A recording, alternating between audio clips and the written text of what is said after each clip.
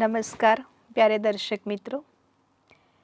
सफल जीवन कैसे जीना है? वैसे तो हर कोई चाहता है कि मेरा जीवन सफल बने और उसके लिए हर मनुष्य कितनी मेहनत करता है। लेकिन क्या सिर्फ सफल जीवन मेहनत से ही हो सकता है? जीवन को सफल बनाने के लिए मेहनत के साथ साथ और भी बहुत सारी चीज़ों की आवश्यकता होती है। तो आज की इस श्रृंखला में जीवन को सफल कैसे बनाएं, उसके ऊपर कुछ मूल्यों पर प्रकाश डालते हैं। क्योंकि मनुष्य जीवन एक गुणों के गुलदस्ते की तरह है। जैसे एक फूलों का गुलदस्ता होता है, उसमें हर फूल की अलग अलग विशेषताएं होती हैं। तो हमारे जीवन को सफल बनाने के लिए भी मूल्यों की भी ज़रूरत है। और उसमें से आज एक हम मूल्य लेते हैं अंतर्मुखता। अंतर्मुखता हमारे जीवन में क्या महत्व रखता है? अंतर्मुखता के द्वारा भी हम अपने जीवन को कैसे सफल बना सकते हैं, उस मूल्य पर गहराई से स्पष्टीकरण देने के लिए आज हमारे बीच में ब्रह्मा कुमार वरिष्ठ राजयोग शिक्षक बालू भाई जी पधारे हुए हैं, जो अंतर्मुखता क्या है इसके बारे में स्पष्टीकरण देंगे। बालू भाई जो ब्रह्मा कुमारी में 38 सालों से जुड़े हुए हैं और 33 वर्षों से अपने ब्रह्मा कुमारीज के हेडक्वार्टर माउंट आबू में 33 वर्षों से अपनी सेवाएं दे रहे हैं।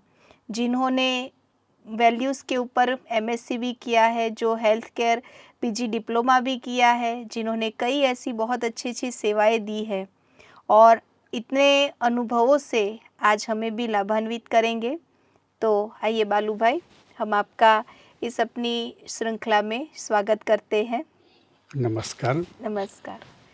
तो आज हम एक बहुत ही गहन विषय पर, जिसको सफल जीवन कैसे बनाए, उसके ऊपर चर्चा करने आए हैं। और उसमें हम आपसे पूछना चाहते हैं कि जीवन में गुणों की तो ज़रूरत है ही, लेकिन आज हमारा विशेष गुण है अंतर्मुखता के ऊपर। तो अंतर्मुखता की परिभाषा क्या है? आपने श्रृंखला के पहले ही ये जो अंतर्मुखता का गुण लिया, ये बहुत ही जीवन के लिए और वैल्यूज़ के लिए बहुत ही इम्पोर्टेंस है। क्योंकि अंतर्मुखता के लिए कहा जाता है कि जितने भी गुण हैं उसका एक बीज है। क्योंकि बाकी गुणों को धारण करने के लिए अंतर्मुखता बहुत ज़रूरी है। और जैसे आपने कहा कि ये जो अंतर्मुखता है, आज के समय में चाहे युवा वर्ग हो, चाहे आम आदमी हो, अपनी जो बोलने की जो एनर्जी है वो ज़्यादा ही ज़्यादा वेस्ट करता है। इसलिए आज वो तुरंत थक जाता है। आपने देखा भी होगा कि जो व्यक्ति ज़्यादा बोलता है, या तो समाज के अंदर उसको ज़्यादा वैल्यू नहीं दी जाती या उसके बोल को ज़्यादा महत्व नहीं दिया जाता है। लेकिन अगर कोई व्यक्ति शांत है तो उसको सम्मान भी दिया जाता है और उसकी बातों को ध्यान से सुना भी जाता है। तो वास्तविक आपने जो एक क्वेश्चन किया कि उसकी जो परिभाषा है, परिभाषा ये है कि अंतर्मुखता के अंदर व्यक्ति के अंदर की जो भावनाएं हैं, जो संवेदना है, वो अंतर्मुखता के बाद ही हम जान सकते हैं। बिना अंतर्मुखता के हमें पता नहीं पड़ता है कि किसी के मन में क्या चल रहा है। अगर आपको दूसरे के मन को भी जानना है तो पहले मुझे अंतर्मुखता को धारण करना पड़ेगा। और दूसरी इसमें एक बात आ जाती है अंतर्मुखता के वैल्यूज़ के अंदर, कि जब व्यक्ति बाह्य जगत को भूलकर अंतर जगत में अर्थात स्वयं की ओर अपने आप को मोड़ लेता है, स्वयं को जब वो देख लेता है। क्योंकि वास्तविक आध्यात्मिकता का अर्थ है कि अंतर जगत की यात्रा। और जब वो अंतर जगत की यात्रा में चला जाता है तो वो अपने आप को टटोलता है। जहाँ आत्मनिरीक्षण पहला आ जाता है, आत्मनिरीक्षण की वो अपने आप को आत्मनिरीक्षण करता है, उसके बाद उसका विश्लेषण करता है और उसके बाद उसका विवेचन करता है। ये उसकी गहराई है। जब वो व्यक्ति अंतर्मुखी हो जाता है तो उसकी वो गहराई में वो डूब जाता है। और जब वो आत्मविश्लेषण करता है तो उसके बाद कुछ ना कुछ निकल जाता है, जो सार है वो निकल जाता है। तो आपने अंतर्मुखता की परिभाषा तो बताई और उसमें कहा कि स्वयं के अंदर देखना, आत्मनिरीक्षण करना। तो स्वयं को देखना माना क्या? कैसे व्यक्ति स्वयं को देखे? इसमें बहुत सिंपल सी बात है। आज तक हम बाहर की जगत को इन दोनों आँखों से देखते हैं, लेकिन स्वयं को देखने के लिए तीसरी आँख है। और वो जो तीसरी आँख है वो आध्यात्मिक जगत में भगवान से ही हमें प्राप्त हो जाती है। अच्छा। और जब भगवान ये कहता है कि भ्रुकुटी के बीच में बैठी हुई तुम एक अजब सितारा हो, तो जब बुद्धि की यात्रा भी करनी है तो वो तीसरी आँख से की जाती है। अच्छा। इसलिए पहले मैंने जो आप लोगों को स्पष्टीकरण दिया सभी को कि अंतर्मुक्ता के अंदर ही आत्मा शब्द जो आया कि आत्मनिरीक्षण, तो वो इन आँखों से दिखता नहीं। अच्छा। आत्मा तो इन आँखों से दिखता नहीं। उसके लिए जो तीसरा जो नेत्र है, बुद्धि से जो यात्रा की जाती है, तो उसके अंदर जब व्यक्ति मौन हो जाता है तो उसमें संकल्प की एकाग्रता हो जाती है। और जब आप संकल्प की एकाग्रता में आ जाते हैं तो उस समय हम अपने आप को देख लेते हैं और कहते भी कि जब तक व्यक्ति स्वयं को नहीं देखता है तब तक वो खुदा को नहीं देख सकता है। खुदा को भी देखना है तो पहले स्वयं को देखना होता है। तो ये जो इंटरनल अंतर जगत की यात्रा है स्वयं को देखने की, ये दिव्य बुद्धि से हम प्राप्त कर सकते हैं। उसको दिव्य बुद्धि से ही उसका अनुभव किया जा सकता है। तो वो दिव्य बुद्धि कैसे प्राप्त होती है? दिव्य बुद्धि ये जैसे भक्ति मार्ग के अंदर आपने एक शंकर जी का चित्र देखा होगा, सभी ने देखा भी और देखते भी हैं। तो तीसरा नेत्र हम स्कूल में भी जब पढ़ते थे तो स्कूल के बोर्ड पर लिखा रहता था ज्ञान व्यक्ति का तीसरा नेत्र है। तो ज्ञान नेत्र कौन सा है? तो वो ज्ञान नेत्र शंकर जी के मस्तिष्क में दिखाते हैं, यहाँ दिखाते। तो वास्तविक स्थूल में देखो तो यह कोई नेत्र नहीं दिखाई देता है, लेकिन जब व्यक्ति को ये ज्ञान हो जाता है कि तुम शरीर नहीं हो, तुम आत्मा हो। अच्छा। वास्तविक जब आत्मा का ज्ञान हो जाता है तब कहा जाता है कि ये ज्ञान का तीसरा नेत्र है। ज्ञान का अर्थ ही होता है कि समझ, वो समझ मिल जाती है मैं शरीर नहीं हूँ, मैं एक आत्मा हूँ। और जब ये समझ व्यक्ति को मिल जाती है कि मैं आत्मा हूँ, तो वो बाह्य जगत से अपने आप को भूलकर अंतर जगत की ओर मुड़ जाता है। तभी तो वो अंतर्मुखी रह सकता है। अगर बाहर की जगत को आप देखते रहेंगे तो अंतर्मुख होना बड़ा इम्पॉसिबल है। इसलिए ये जो मैंने कहा कि एक तो आत्मा समझना सबसे पहली बात, दूसरा आत्मा समझकर स्वयं को देखना और दूसरों को भी देखना, ये पहली स्टेप है। जब दूसरों को आत्मा समझकर देखेंगे तो व्यक्ति मौन रहेगा, भ्रुकुटी में वो देखेगा। तो ये अंतर्मुक्ता की जो परिभाषा है, इसके अंदर जैसे मैंने कहा कि व्यक्ति को अगर जीवन के अंदर कुछ प्राप्त करना है, आपके मन के संकल्पों को भी अगर मुझे पढ़ना है तो पहले मुझे मौन होना पड़ेगा। अच्छा। आत्मिक गहराई में जाना पड़ेगा, मेरे संकल्पों को मुझे एकाग्र करना पड़ेगा। जब एकाग्र करने का अर्थ ये होता है कि वास्तविक मैं एक संकल्प में ज़्यादा समय तक स्थित हो जाऊँ। जब आप मौन की अवस्था में होते हैं तो एक संकल्प में ज़्यादा समय स्थित हो जाऊँ तो आपके संकल्पों को मैं पढ़ पाऊँगा कि आप क्या सोच रहे हैं। लेकिन आज जीवन मनुष्य का इतना भागदौड़ वाला हो चुका है जिसमें हमारा मन भी बहुत ही ज़्यादा पूरा दिन भागता रहता है। आपने जैसे कहा कि बाह्य जगत में हमारा मन ज़्यादा जाता है और पूरा दिन उसी में भागता रहता है, और कहा कि अंतर जगत, तो इसका मतलब ये हुआ कि हमारे अंदर भी कोई जगत है। निश्चित है, अंतर जगत का अर्थ ही है कि वास्तविक सब कुछ यहाँ से शुरू हो जाता है। ये आप जो देख रहे हैं ये तो एक पुतला है, पंचतत्व का पुतला है। हाँ, ये निमन जब आप दिन भर भागदौड़, आपने कहा कि भागदौड़ करते हो, लेकिन रात को आप जब सोते हो तो सोने के बाद आप कौन सी दुनिया में जाते हो? वहाँ आत्मा का जो कार्य वो चालू ही रहता है। सुप्त असुप्त जगत में आत्मा कभी लोग बोलते हैं सपने में देखा, तो वास्तविक जो दिन भर की जो रिकॉर्डिंग है हमारी वो रिकॉर्ड हो जाती है जी।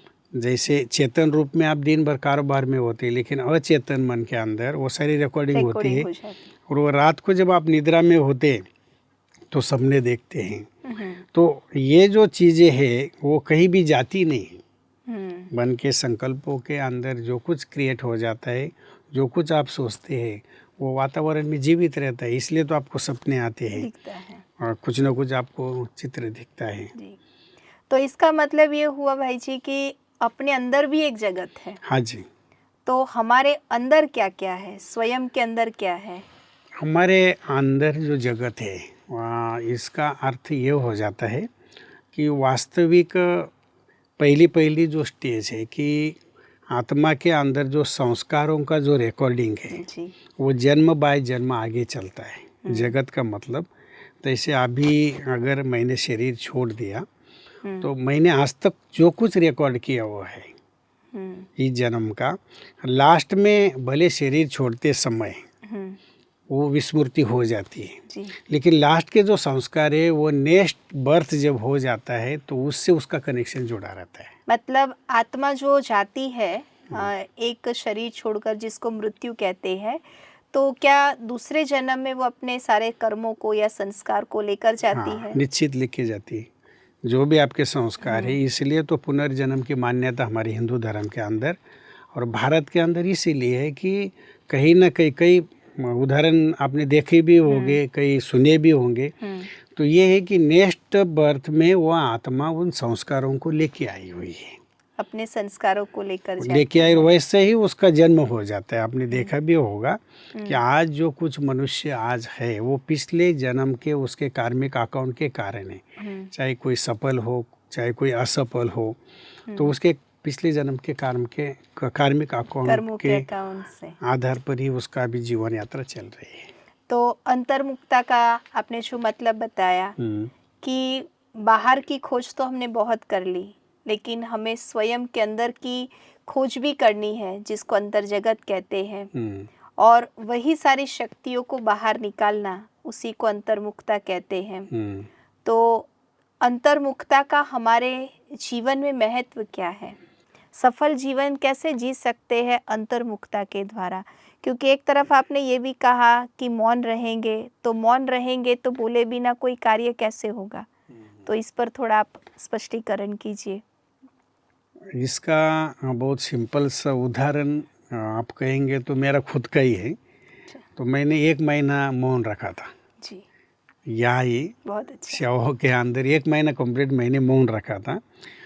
तो हम श्रोताओं को ये बताना चाहेंगे कि आपने जैसे कहा कि मौन के बगैर कैसा काम होगा, मैंने वो प्रैक्टिकल देखा कि मौन के बगैर मतलब मौन पकड़कर या मौन की साधना से डबल टिबल आपका काम होता है। अच्छा।